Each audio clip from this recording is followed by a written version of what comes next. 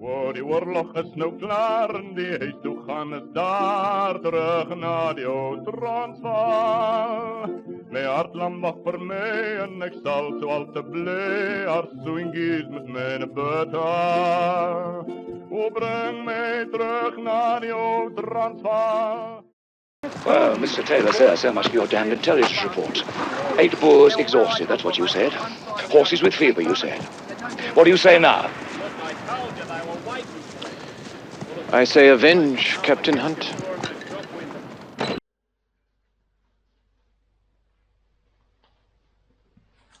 Good morning, Carbineers. Reporting for duty at Fort Edward. Hope you're all well. Doing okay out there. Few aches and pains in the old cherry carter. Oh, back and my hips are aching.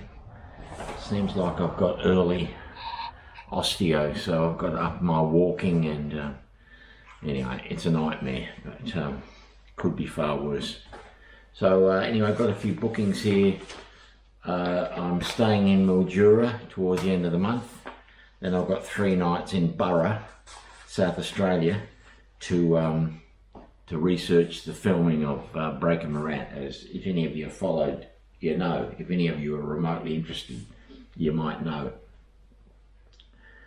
Yeah, numbers are down a bit. The last episode we looked at the death of Captain Hunt in that nighttime attack on the Viljoen farmhouse, Davil's Kloof.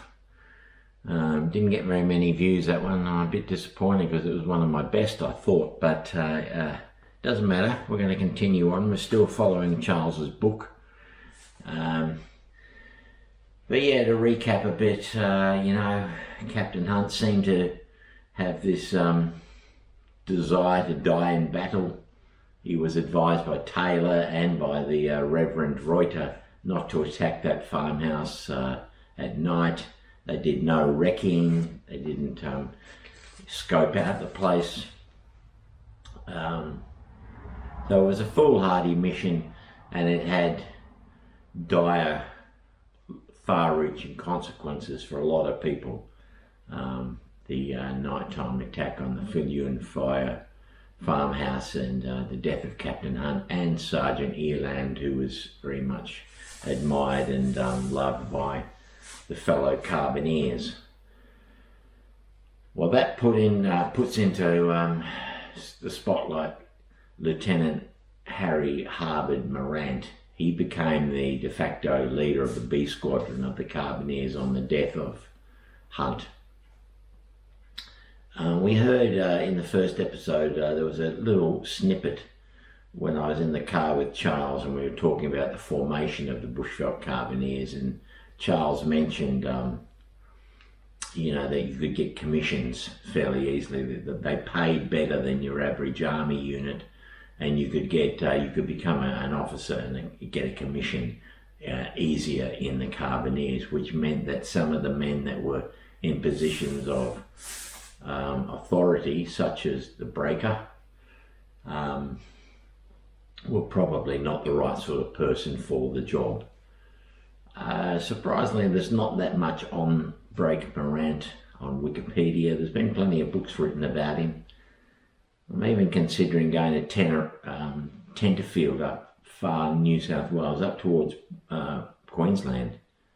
Or maybe it is Queensland. I know I've been through Tenterfield. We didn't stop. I drove past to turn off to it once.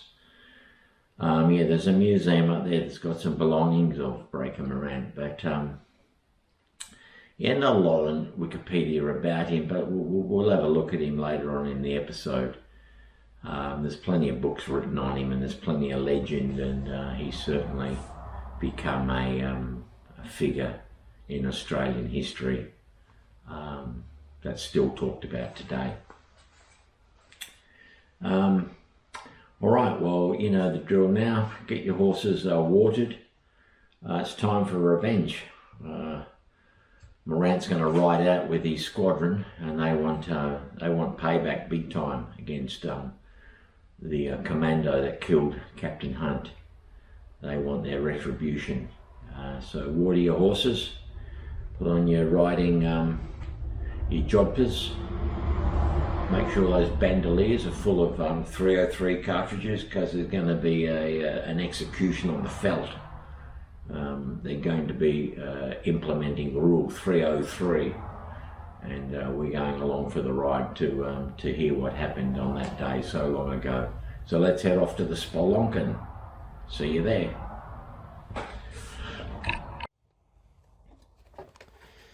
Right, so I hope you guys don't mind my reading voice as we go through the events in these episodes. I'm reading directly from The Legend of Breaker Morant, Dead and Buried by Charles Leach. So in the film we see the squadron riding in after the attack on Devil's Kloof, and they all look very downcast. The ponies look exhausted. A couple of men have got their arms in slings, bandages, and it's obvious they're riding in with the bad news, but that's not actually, according to this, what happened. So the night attack on the 6th of August 1901, the results reached Fort Edward by messenger. They probably got a black guy, maybe Woodadji, to run and take the message into Fort Edward. The news was probably the worst that B Squadron had yet received. Well, I'd say undoubtedly. There weren't that many casualties because there weren't that many fights between the Boers and the Carbineers. There is one coming up later, but there hadn't been much activity or much action between the Zoutpansberg Commando and the Carbineers. The news gets to Breaker Morant. He's just lost, in quotes, the best mate I had on earth, and he's now in command of the squadron. So he departed in haste for Devil's Kloof. We see that in the film. He tells them straight away, saddle up, get the horses ready, we're going. He took along 70 men to even the score with the Viljoen commando. Well, that commando had already lost. Their Viljoen was dead. So was Viljoen's brother, shot by Hunt through the head. So on his arrival at Medingen, that's the mission station, Morant, breathing fire and rage, was briefed on the events of the previous few days and told of the mutilation of his friend's body. He was told that Captain Hunt had allegedly been brutally kicked while still alive and that his neck had been broken by his captors. Well, we know in the previous episode that's perhaps not true. May have been the witch doctors. So he's now the commanding officer of B Squadron, and he has to make contingency plans on his own, or failing which he would have to draw from the experience and advice of his fellow officers, who, according to Carnegie and Shield's book In Search of Breaker Morant, were described as having been culled from the adventurers who swarmed to South Africa during the war. They lacked the temperament or experience to advise him. One of those advisors was Peter Hancock. We know a little bit about him. But the other one we haven't heard much about is Lieutenant Harry Picton. Excuse me. We've heard his name, but he had a military background. Picton grew up on a battlefield at Waterloo, where his father dealt in horses and later served in the Congo with the French Foreign Legion, where he deserted after shooting an officer in a duel over a woman. His great-uncle was Sir Thomas Picton, the general killed at Waterloo. Harry Picton's courage could not be questioned. At Boteville near Bloemfontein, before being commissioned in the Bushveldt Carbineers, he'd won a DCM for shooting 3 Boers who had ambushed and killed one of his officers. But Picton was hardly orthodox British officer material. Basically, he was a soldier of fortune, a mercenary. A bit like Captain Hunt. Captain Hunt was born in France. Then we got the junior subaltern George Whitten. He had no real experience as an officer before he's commissioned as a lieutenant in the Bushveldt Carbineers. His knowledge of artillery was sufficient recommendation to earn him his place. So undoubtedly the Anglo-Boer War had brought the Breaker more thrills, profit and acclaim than troubles until this time. Now suddenly there was a marked change in bitterness in the conflict.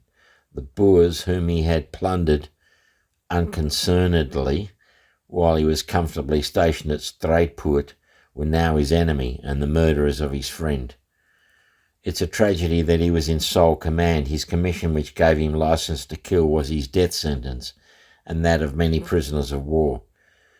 The Bulletin office, where he was well known, that's the newspaper he used to send his little poems into. He'd been reckoned, quote, a man quite unfit to act as a referee even in a dogfight, end quote. The Bulletin knew the breaker in his character of genial citizen who wrote light verses, broke the rules of social propriety, and was no man's enemy but his own. They considered, quote, here's what jingoism and the malign influence of war made him. And they concluded, just let anyone who ever knew the breaker try to imagine him presiding over a court of life and death. Just remembering that by the time this happens, the breaker is kind of on the downslide. He's left Australia to get away from owing money. Alcoholism seems to have crept up on him. He's not the man he was some years earlier.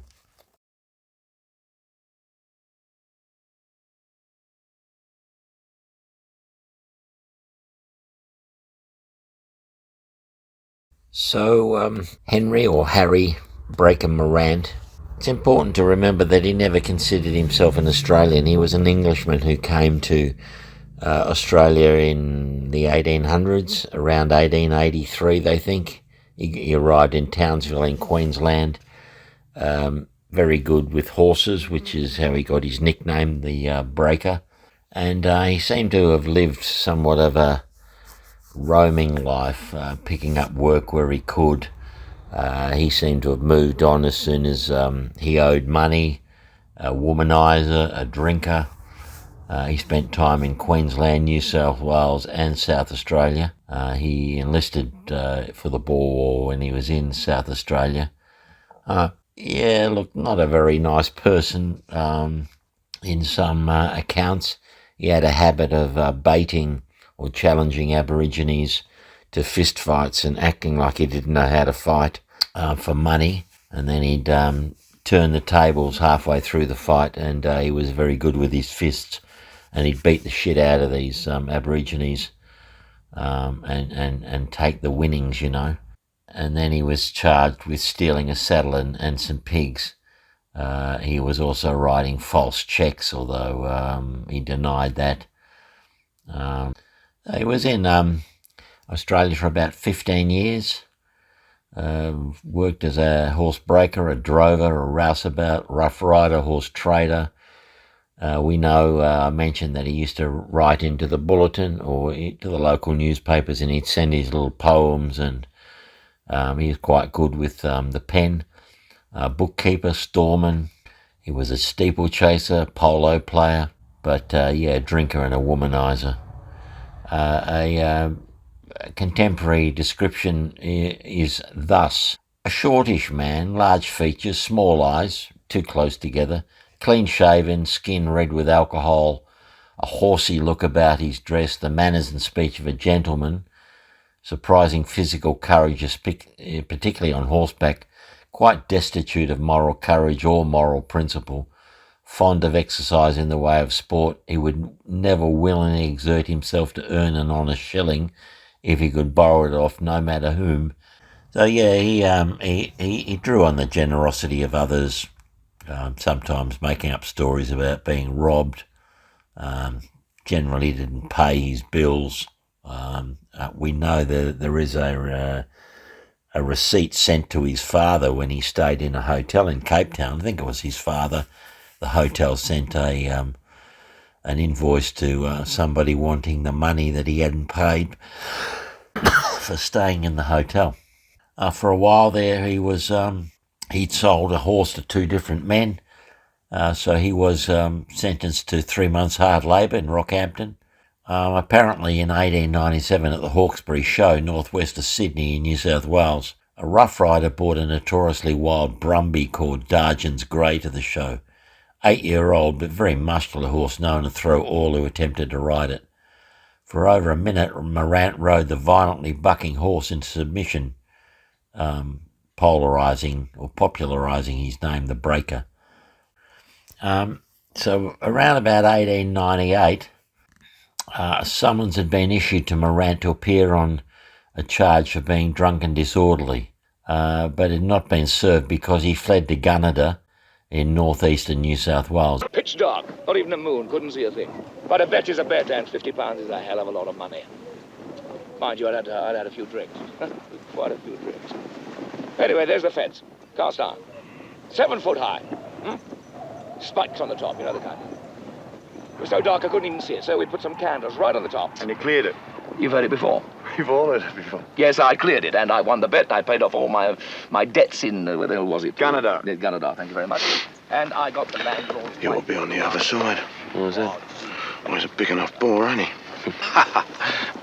And around this time, Morant's personal circumstances were increasingly straitened, and this continued to early 1900 as he reached his mid-30s. Pursued by creditors, he was no longer young, his clothes were shabby, he looked a bit careworn, and his alcohol-affected facial features were less attractive to women.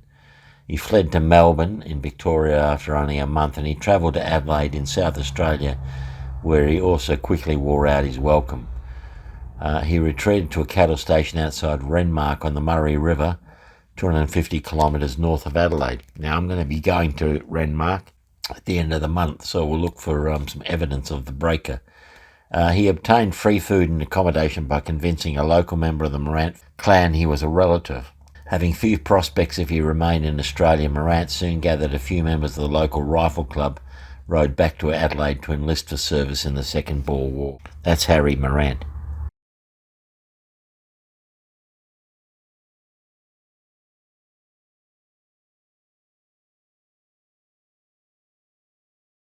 So that's the view looking down to the city of Pretoria, where the British were coming at you, and the Boers knew they were coming. The Boers knew sort of the formation they'd take, and you had all the big names here. We'll get Alan to go through the names again. That direction over there is where the Australians were hooking around. Now, where was Hutton, did you say? That's where Delaray was up there. And Bota was down there. Bota was up here. So the story with Morant, if you're interested, Morant was with Delo. But Morant was, in this battle, he was more like a dispatch rider. So he was communicating with Hamilton, Polkaroo and French regarding what was happening in the different positions. Right. And that's why DeLille said he was the finest horseman that he had come across. So he would have been riding kind of behind Kleinfontein, out of the sight of the Boers, Polkaroo, have a chat to him, go across to French, tell French what's happening, come back and tell Karoo what's happening with his battle. So very active, breaking Morant. And we don't hear at all about that aspect of his horse service. No.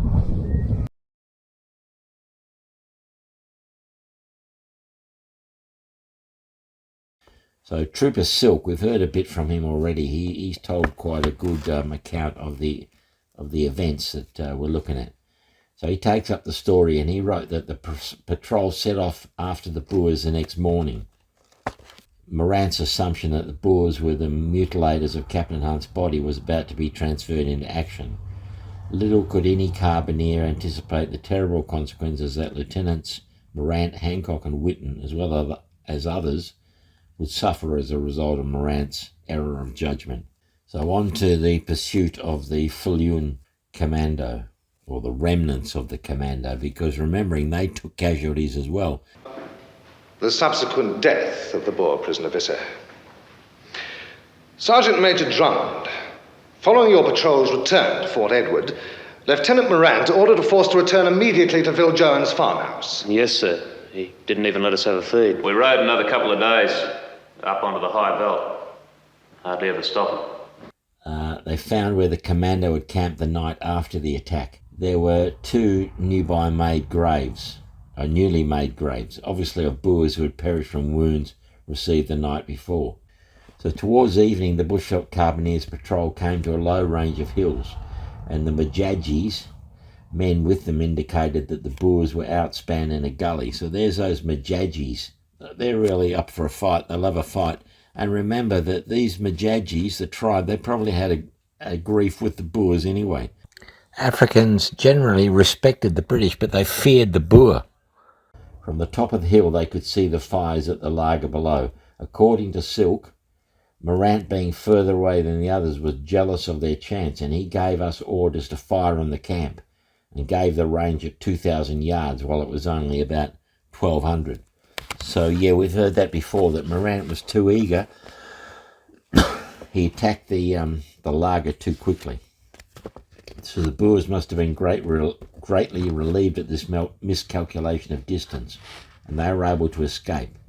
When the patrols reached the camp, they found only one man, aged about 20, laying under one of the wagons. This was Floris Visser, who had been wounded by a shot through the ankle on the night of the Viljoen homestead. Confusion is again caused by the differing reports given of the same incident, so it's not surprising that Trooper R. McInnes, Trooper number 288 of the Bushveldt Carbineers, who was not even present, agreed with Silk and blamed Morant for the bungling that allowed the Boers to escape. So much emphasis was placed on the Boers wearing British uniforms. However, not much mention is made of the fact that uniforms as such were becoming extremely difficult to define during this final phase of the war. It would surely be naive to suggest that despite Kitchener's orders concerning the penalties of wearing British uniforms displaying insignia, the Boers would still be so foolish as to defy life-threatening danger by recklessly wearing such uniforms. He's wearing Hunt's uniform. Get up there. So you're not going to wear the uniform if you know you're going to be shot wearing it.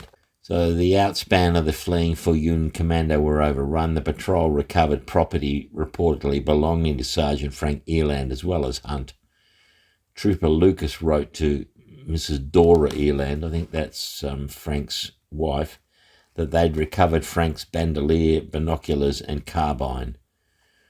Lieutenant Hazarick later stated that they also recovered clothing belonging to Hunt as well as his watch and money.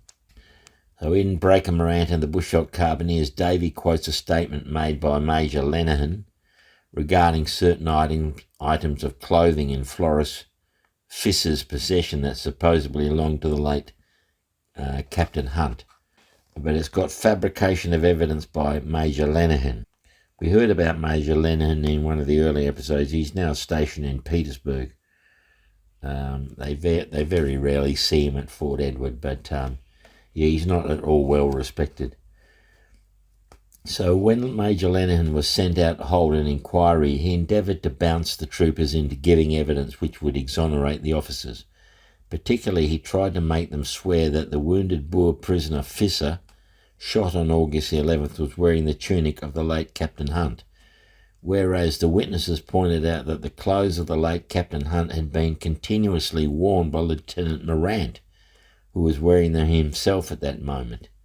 Lieutenant Morant wore the late Captain Hunt's British warm, that's a jacket, riding breeches, tunic and leggings.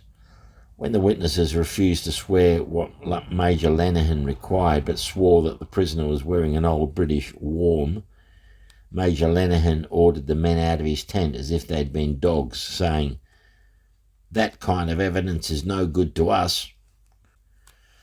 Davy provides a detailed account contained in a letter of evidence told by Trooper T.J. Botha, who was Morant's Batman, but during the trial turned Crown witness. So, yeah, that Trooper Botha, he's an interesting guy. There's a bit of a story coming up about him on the day of the execution. But, yeah, he was Morant's Batman, and we see him in the movie. I think he's the one who the Boer who comes in and gives evidence. Anyway, this is what Botha says. Should I do it in a South African accent? Okay, I'll try. Would you please tell the court exactly what happened after the capture of the Boer prisoner? I generally acted as an interpreter for Lieutenant Morant.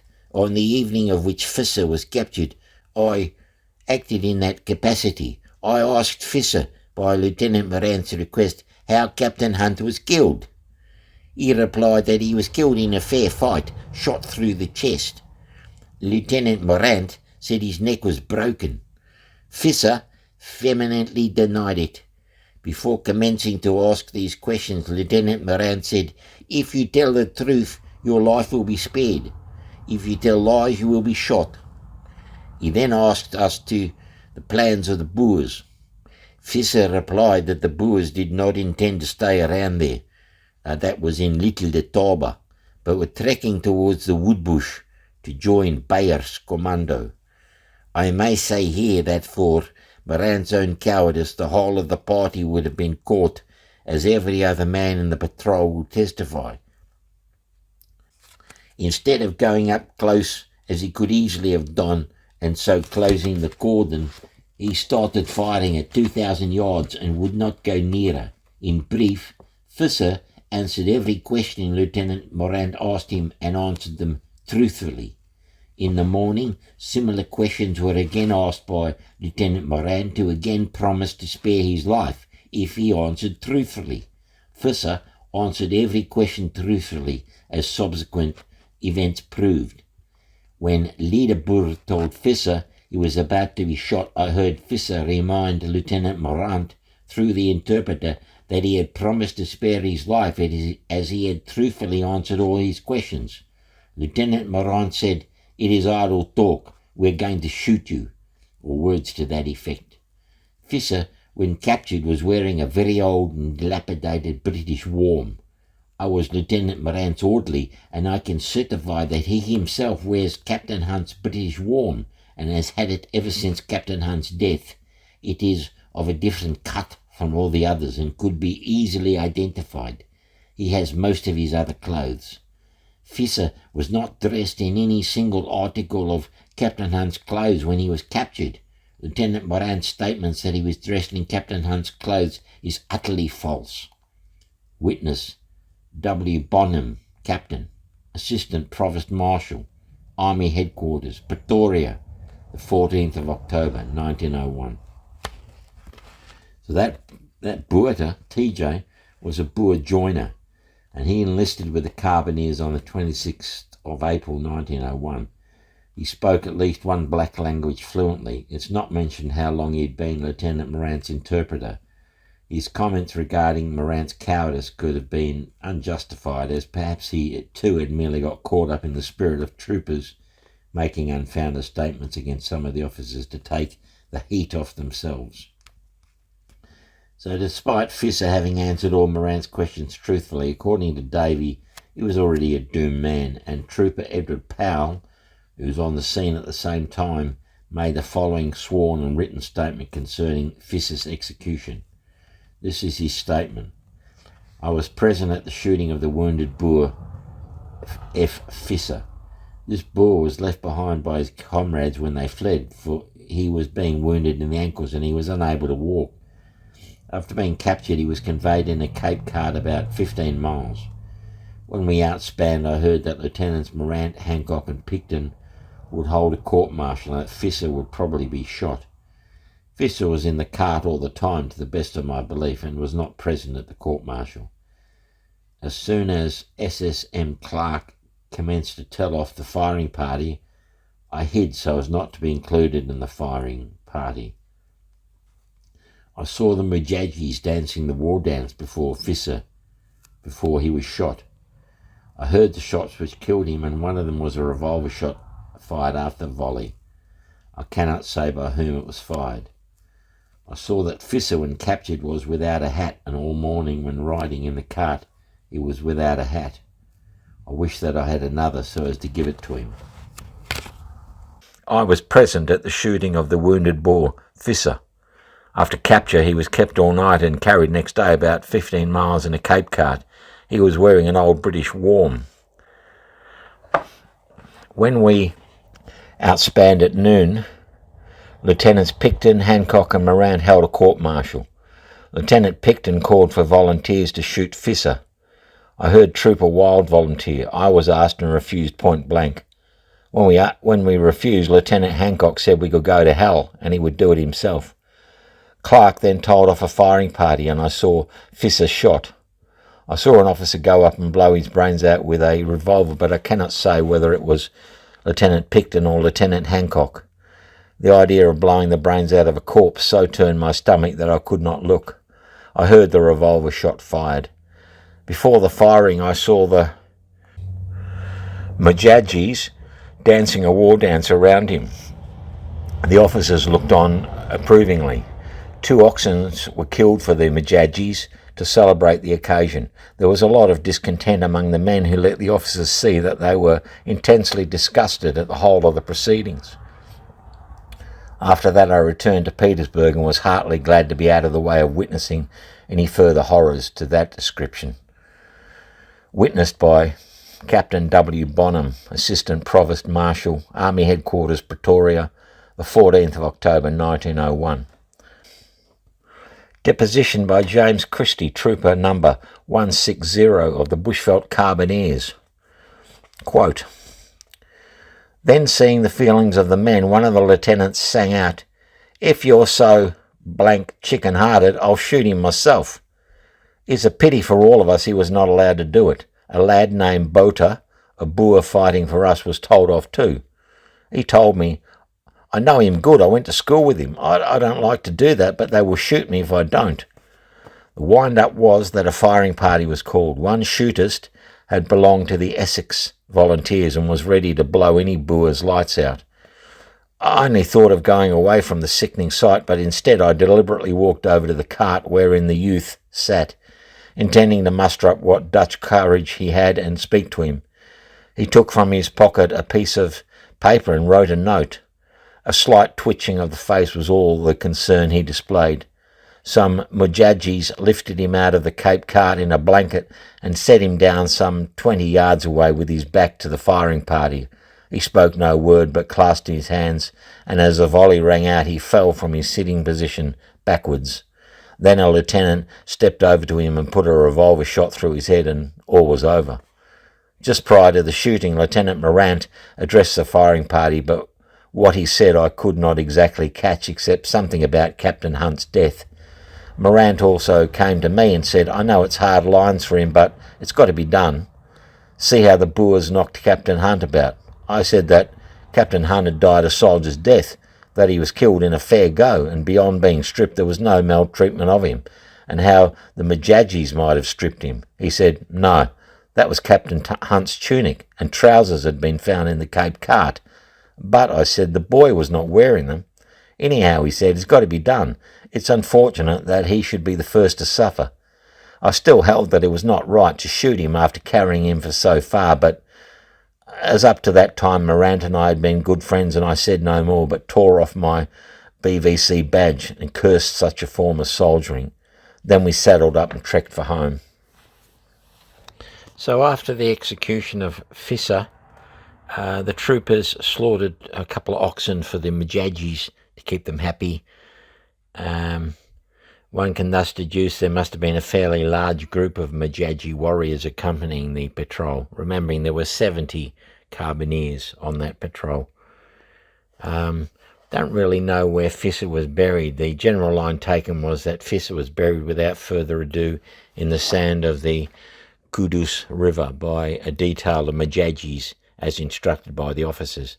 The Kudus River flows past Blas Pereira's shop and down the Muketsi Valley, the transport road to the goldfields of the Lowveld. It's regrettable that the actual grave was never marked by the patrol after the burial. It's therefore unlikely that the gravesite of Floris Visser will ever be found. There's also the possibility that his body, rather than being left in the grave, would have been unearthed, carried away for medicinal purposes by black witch doctors and the warriors who were with the patrol. we hear from Lieutenant Witten, and I will be playing an excerpt of the interview I did with the great nephew of Lieutenant Witten at some stage. But in The Scapegoats of the Empire, this is what Lieutenant George Witten writes. He says, "War is calculated to make men's natures both callous and vengeful, and when civilized rules and customs are departed from on one side, reprisals are sure to follow on the other, and the shocking side of warfare in the shape of guerrilla tactics is then seen. At such a time it is not fair to judge the participants by the hard and fast rules of citizen life or the strict moral codes of peace. It's necessary to image oneself amidst the same surroundings in an isolated place, with the passions of war aroused, and men half-starved, dangers constantly threatening from all quarters, and responsibilities crowding one upon another, to enable a fair decision to be reached." So after the execution of Florist Visser, Morant's patrol headed back to Fort Edward, which, as the crow flies, was about 40 kilometres away.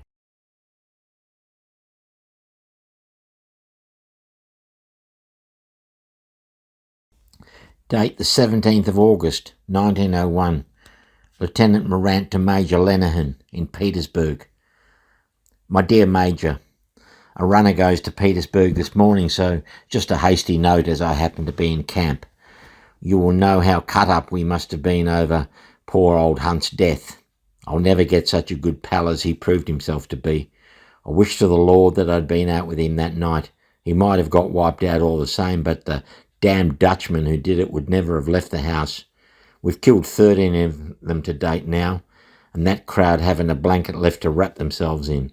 It was a damned hard job to write to Hunt's girl, which same as I did after we returned. Poor old Hunt. God rest his soul, but he died decent. I've lost my best mate and you've lost your best officer. We're getting along very well up here. Whips at work. News comes in every day of small parties of Boers, and out we go to harry them like bloody cattle dogs. We've given this quarter a pretty hot name for the Boers, and they're all drifting to the Waterberg, gathering up there to some considerable number by this time. We're whipping them in, getting them together, and it wants a strong force column to smash them once they get consolidated there. One great requirement here is horseshoes. For the Lord's sake, send up half a dozen boxes at least. We've got the shoes literally worn off the horses' hoofs with work. I make men out on patrol walk and lead at every opportunity, and considering the work done, the horses last out and look well. The Sergeant Major Hammer, you sent up as an excellent man, has a big grip on the men, knows his work and makes the men do theirs. With the men getting 7 shillings per day, they ought to be pretty freely culled and get a better quality of soldier without damaging the numbers to any extent. By God, there must be some wastrels there that night poor old Hunt went under. I suppose Mortimer has told you his body was stripped, neck broken, etc. by the Boers. I've straightened some of them up. They stand cursing, but you cannot make a crooked stick straight or make a damn coward a good plucked one. I fancy you've heard some fairy tales to the detriment of Taylor. You must remember the source they come from. Hunt got on with him famously right from the first, and I, Hancock, and the rest of us couldn't wish for a better fellow to work with. We work ourselves, men and horses, damned hard, but Taylor lends us every assistance, and his intelligence is the most reliable I've struck in South Africa. Hancock you know, and I find him worth the other 2 in himself. You must excuse my apparent carelessness in the matter of letter writing, but I really not had the chance of scribbling. If I ever sat down to write, some damned Boers bobbed up and we had to go out and worry them. By the way, if there are any scattered things of Hunt's about Petersburg camp, will you look after them personally? Poor old chap, he left his ponies and all his gear to me, and I've got something to fix up for him, which is a very private matter I will not write of, but will inform you privately as our CO when I see you. If you could only come up here for a week, I think it would do a power of good in many ways, and I hope you do come up. You will not be dissatisfied with our work. Goodbye, Major. Yours obediently, Harry H. Morant.